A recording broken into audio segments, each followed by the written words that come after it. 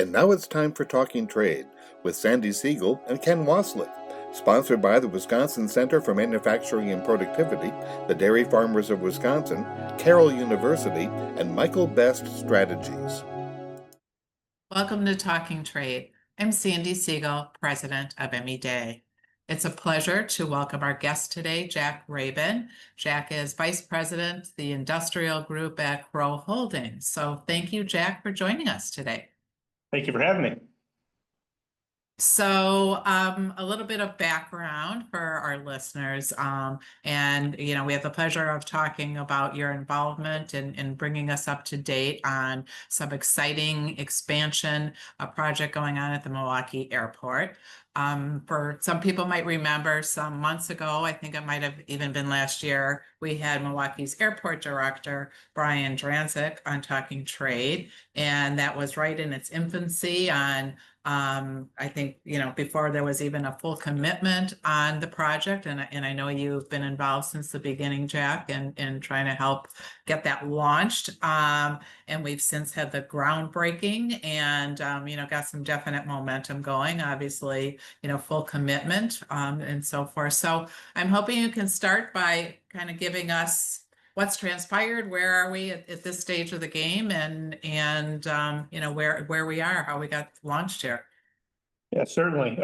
It's actually been about 4 years we've been working on this with the airport. So a lot of different governmental acronyms have been involved from the very beginning. So you're correct, we did break ground in March. So we've been doing demolition work since then. So if anyone drives by that part of the airport, that southwest piece there on College and Howell, you'll see we are chugging along pretty good. So that demolition is actually going to wrap up here in the next few weeks, and we'll actually move into the earthwork phase. And that earthwork phase will carry us through most of the rest of the year.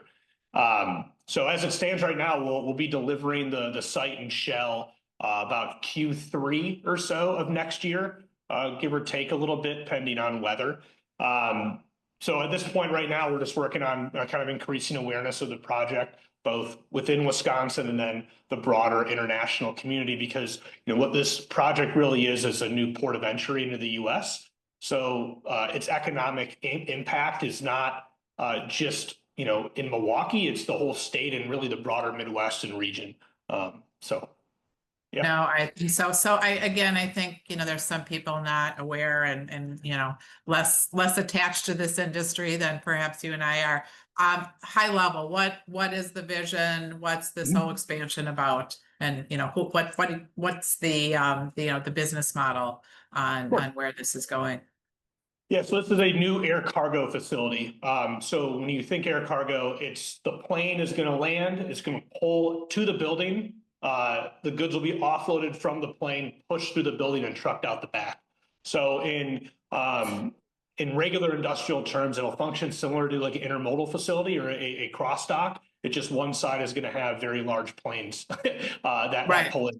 So we'll be designed to facilitate. They're called Class 5 aircraft. So Boeing 747s or 777s fall into that category. So we're really focused on international freight as a key anchor for this project. And Milwaukee is unique in that the runway infrastructure that they have is actually already conducive and designed for international traffic, even though the airport currently does not have that. So it's a little bit of, if you build it, they will come. These are obviously, talk about 4 years. These are complicated projects, especially with the FAA involvement with it, and this being a former Air Force base. But we're all very excited about it. There's a lot of engagement right now at each level of the cargo kind of sphere. And the airport obviously is quite excited, and this is a great kind of public-private partnership that we've engaged with them. Right. Well, I know I had the pleasure of joining the groundbreaking, and you had the MMAC and our state executives and city council people. So that was exciting to see. You mentioned import planes coming in, and that's my love language. But I know we're also serving exporters and even a little bit of domestic. So just cargo and supply chain in general, if I'm correct. Yeah. So Yeah, the we'll have the broad ability base. to quintuple potentially the amount of cargo coming in and out of Milwaukee already, which currently is focused on FedEx, UPS, and DHL right now is the actual pure freight coming in. Everything else goes to and from O'Hare. So it actually gets trucked out of Wisconsin back down and vice versa. Yes. And it just doesn't make sense given the industrial and manufacturing and shipping Yes. base that's in Wisconsin. So. Yeah. Well, you're preaching to the choir, as I'm sure you know, and yeah, big advocate for it. There's a huge need. A lot of tremendous cost benefits for importers, exporters, and yeah, the whole Wisconsin area. The time delays and the congestion in Chicago is a huge challenge. So it really opens opportunities, and I'm sure, it's why the MMAC and others are excited, because it can help attract business to Wisconsin and better support their supply chains. So without sharing any confidential information, I know you've been out talking to importers and exporters. What's been the level of engagement and the level of interest? Yeah, I mean, you saw a few of the groups that showed up to our groundbreaking event. There's some, when you say local shipping community, people say that as a bit of a misnomer. Wisconsin's got one of the largest concentrations of manufacturing jobs in the entire country. And people think cheese about Wisconsin. They don't think, manufacturing, and, we really have a huge base to pull upon. So the level of engagement there has been awesome, especially from, we identified the 4 largest shippers and we've been talking with them actively and trying to figure out ways for them to leverage their huge buying power collectively to see how that can support the building. Because ultimately, whether it's a carrier flying the goods or a freight forwarder who's working as a broker of those goods, kind of figure out where they go around the world, they follow where the goods need to go. And there's an understanding among the shipping community in Wisconsin of it does not make sense operationally for stuff to be trucked down to Chicago, then back up to Wisconsin. There's a lot of uncertainty with the congestion of O'Hare. So when their goods fly in, they might be stuck for days sometimes before they can get back up to Wisconsin, or on the way out, get stuck at the building because their ground stops, what have you. I mean, even as recent as yesterday, a Cargolux 747 aircraft had to be diverted to Milwaukee to land. We don't have the facilities in Milwaukee really to handle that right now.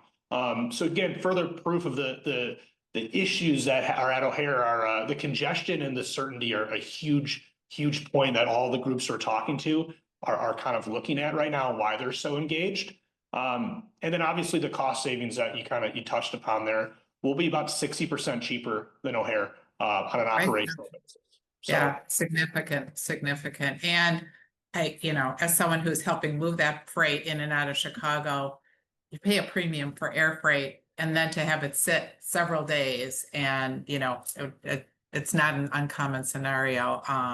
That's pretty frustrating to deliver that messaging. So how are you? Are you also, do you have some commitments from carriers? Can you tell us what the conversations have been with carriers, or they're waiting to see, commitment letters, or how are you helping get everybody at the table talking to each other? So yeah, you kind of hit on the head. It's not like a normal warehouse where you go out to, Amazon or Target or ABC widget company. Like, you're really talking about a full supply chain here. So what we've been doing is talking to each individual segment. So you have the cargo handlers who we've been talking with. They're the ones that ultimately operate the building. We have forward commitments from them, assuming we can bring in goods. But amongst 3 groups right now, we're talking with a few other very large groups there. So that's the first part. So we know that there's willingness and a drive to serve the building from an operational perspective. On the freight forwarding side, a lot of engagement as well. And you kind of touched on it before. It is a benefit to them. A lot of groups already in Milwaukee already. Your DSVs, your expediters, every day, everyone's here. So it's just a matter of there's a lot of built-in demand for that. And not having to deliver the messaging that, hey, your goods are stuck here, but it's the only option is to get it to O'Hare. It's a big value add and the potential for some freight forwarding groups to consolidate and win business if they're able to figure out some solutions here that benefit their customers ultimately. From a carrier perspective, we've had some decent conversation with some groups, but the carriers, they don't think, they think more short term. So we're pretty far out for them to make any true commitments, but definitely have that engagement, and across the board has been a level of excitement when we talk to them, because they have that same problem. For them, time is money. So they want to turn that plane around as quick as possible and be as efficient as they can at their operations. And they understand just as well as anyone else, if you land at O'Hare versus Milwaukee, if you're coming from Frankfurt, there's no difference. It's actually a little bit closer based on the flight path.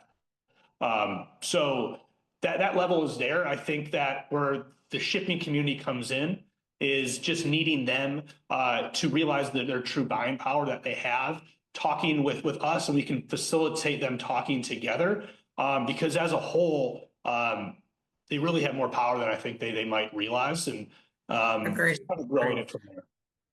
Agreed. Well, and it's been my experience that, often, when, you're quoting freight or you're looking at the movement, or, various transportation managers are looking at their transit times, they're looking at the international portion, and they often don't look at, some of the cost and the details of that last mile. And given where we are, and that the fact that we're so underserved here, and reliant on Chicago, it again, huge benefits on time and cost savings on that last mile, and how it can help, again, both import and export. So we're certainly here to help support it and collaborate, with our peers and so forth, because I think there is, definitely great value for Wisconsin. And, I'm embarrassed to admit that I've been here long enough, 40 plus years, that I do recall when we had international freight coming to Milwaukee, and, game changing. So, and again, I'm surprised it's taken this long with how severely congested O'Hare is, and the challenges, and, for our poor friends in the trucking industry, of trying to, I hear daily horror stories of waiting in line for hours, and then they just finally, they're the last in line, and then they can't load their cargo anymore, and they lose a whole day. So yeah, very exciting. What can we do to help? What, can we share with our listeners on, getting the word out and so forth? Yeah, certainly. It's all about getting the pieces together. Everyone is excited, right? But it's about getting them to move from, those words of affirmation and excitement into actual action. So I'm working to reduce the perceived risk. We understand that, no one's going to lose their job telling goods to go through O'Hare, even if they know it's inefficient and costs more, and so on and so forth. So we're working to reduce that perceived risk to make sure we get a first mover, because the first question I always get from a carrier or even a forwarder that doesn't know the area is, well, who's currently flying in there? And that's inherently the wrong question, because there's no facilities for them to fly into, and that's why there's the opportunity. So how do we reduce that perceived risk? I think at a state level, it's working with our lawmakers to figure out, okay, how do we incentivize this? How do we incentivize carriers to fly in? Whether it be through landing fee abatement or fuel tax subsidies, whatever it is, to make us that much more attractive. So beyond that, it's working with the freight forwarding communities to get them to start to critically think about this, to see the value it can really bring them, so that they're thinking about, okay, how do we work to consolidate more goods on these routes? So it's not just the Wisconsin goods, which is that seed demand, but it is what else is flying into O'Hare that doesn't need to land in O'Hare. It can be trucked down back through Illinois, and ultimately it can go from our facility, because we have the logistic infrastructure in Wisconsin, in Southeast Wisconsin, and around the airport, to go directly from our building to the end customer. It doesn't have to pass through O'Hare. So getting that engagement is going to be very crucial among really your peers, because I know in talking with them, they're excited. I just need that next level. And then finally, it's the shipping community, which I'm working on. I'm working with a core group right now, but some of the groups a little further out, like, maybe a Kohler or a Sub-Zero or whoever it may be, right? The ones that might be in Madison or a little more north of the city. we directly benefit them as well. So getting groups to reach out to us to let us know that they're interested, and we're trying to reach out to them to foster that collaboration, because ultimately, if enough of them agree, making some type of commitment to a carrier on loads as a whole is a lot less risk than one of them sticking their neck out. So that's where we're at right now. Yeah, that's great. And remind me, when do you anticipate being operational? When can we see that first bit of cargo crossing dock? Yeah, so we'll be the building will deliver Q3 of next year. Okay. That will be with an empty shell. So we'll need we're not going to fit out the inside. That's going to be to suit with whatever type of user needs the space. So whether that's pharmaceuticals, perishable goods, cold storage, livestock, military, whatever it needs to be, we'll make sure the building is sufficient or that unit, so we can demise into like 5 spaces, so we can be very flexible in that regard. Terrific. Well, thank you for bringing us all up to speed and helping get the word out, and we certainly support all of that, and perhaps we can have you back later this year or as things progress and help spread the word. All right, well, I really appreciate you giving me this platform and having me on. This is Of course. No, it's again a great thing for all of Wisconsin, so we're very excited and look forward to the updates. Jack, thank you for joining us on Talking Trade. Thank you. Bye.